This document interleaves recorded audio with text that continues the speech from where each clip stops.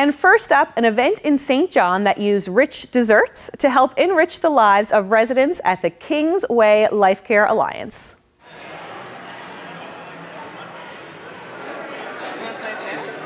Kingsway LifeCare Alliance is a nonprofit charitable organization and sponsored by Kingsway Assembly Church, and we operate nonprofit quality of life services for those in the community who need long-term care. So we have the Alliance oversees Kingsway Care Centre, 75-bed nursing home, Kennebec Manor, a 70-bed nursing home, and Kingsway Supportive Living, which is a new nonprofit company we just started, and that's to really service the community, so provide options beyond long-term care to help keep people at home in the community. It's always been important, but it's even more critically important now with today's economy. Government funds the basics and they expect us to provide quality care, which we do, but beyond that, we believe that our organization believes that people deserve to have quality of life, especially at the end of their life. And all the money raised at this event and other events we do during the year go towards that to help support people so that they can still have a quality of life and not just exist in an institution just to be cared for.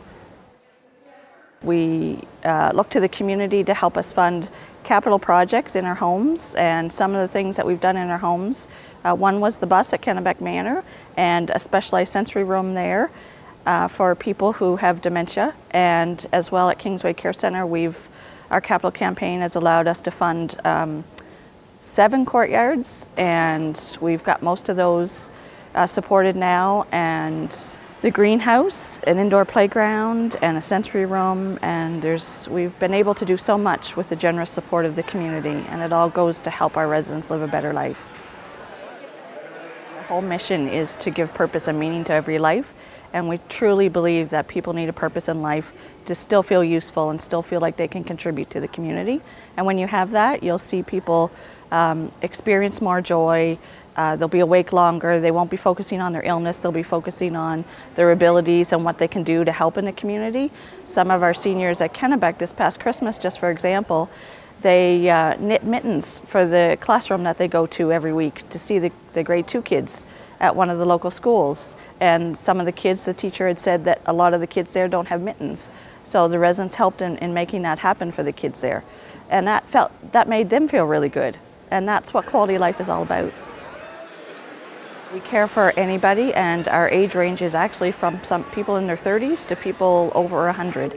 And it can sometimes be challenging for younger folks because they don't have the same preferences, they don't want to do the same things as people who are 100 years old.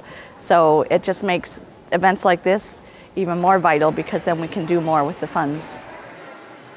It came from an idea of another event that happens in Portland, Maine for another nonprofit, and that's been going on for about 30 years. And I heard about it about 5 years ago, and it always kind of stuck in the back of my mind. And as the foundation director for both Kingsway Care Centre and Kennebec Manor, about a year ago we were looking at what can we do that's different to create a signature gala yearly in St. John, New Brunswick. And after several ideas came back and forth, the idea of a chocolate tasting, a multi-course chocolate tasting sort of came forth, and I brought it to our board of directors, and they thought it was intriguing and interesting, and so we thought, what the heck, let's go for it. So we actually went to Portland, Maine, where the Chocolate Lovers Fling happens, and took part in their event last April, and thought, you know what, let's take this back to our area and put our own little twist on it, turn it from an afternoon event into an evening. As soon as we started mentioning it, we contacted literally every restaurant and bakery from Hampton to Grand Bay and offered the opportunity to all of them to participate. It's a sold-out event, yes. 450 people. We have great support from our corporate sponsors, and the rest of the people, 400 guests, will be paying guests that bought tickets well in advance because I think they were afraid it was going to sell out, and it did. We have everything from a mocha brownie bite to a chocolate snowdrift, which is quite applicable for a day like today. It's quite blustery here in St. John today. But the restaurateurs or the caterers and bakers, this has been a creative experience for them because it is a competition. We have 5 awards. We have a Residents' Choice Awards, so some residents from both Kingsway and Kennebec will be judging on their favorite.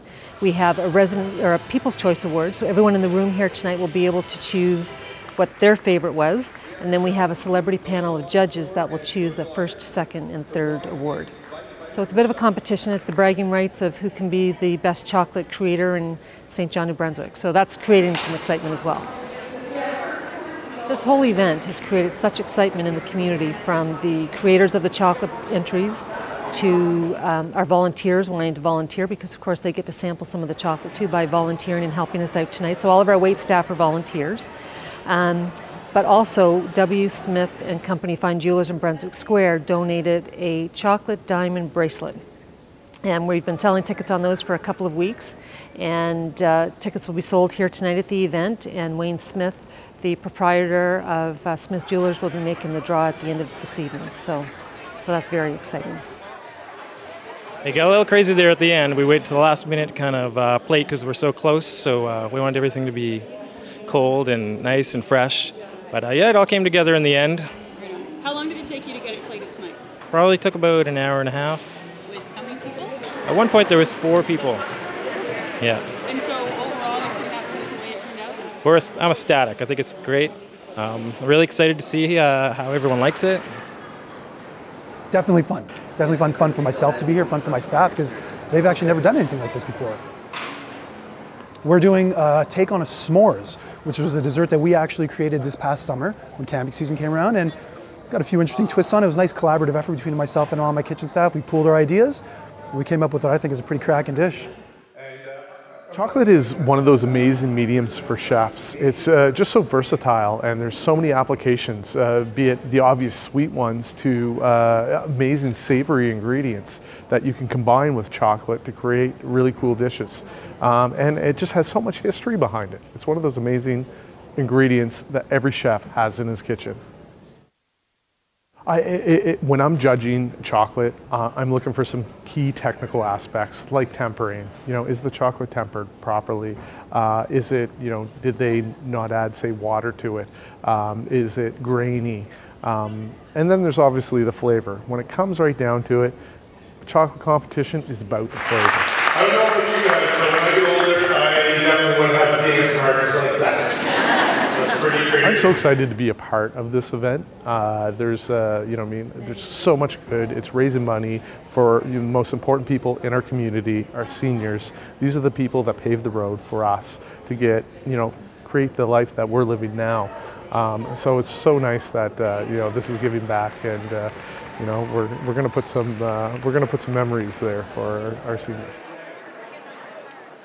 Third place went to Cruddle's Corner Market in Hampton. Second place and People's Choice Award winners were Sinfully Delicious in Kingston with this truffled brownie. And first place went to East Coast Bistro in St. John with their aptly named dessert, the Snowdrift. What a tasty fundraising event. Definitely worth braving the stormy weather that happened that night. Congrats to all the winners, and we hope this inspires your last-minute Valentine's Day shopping.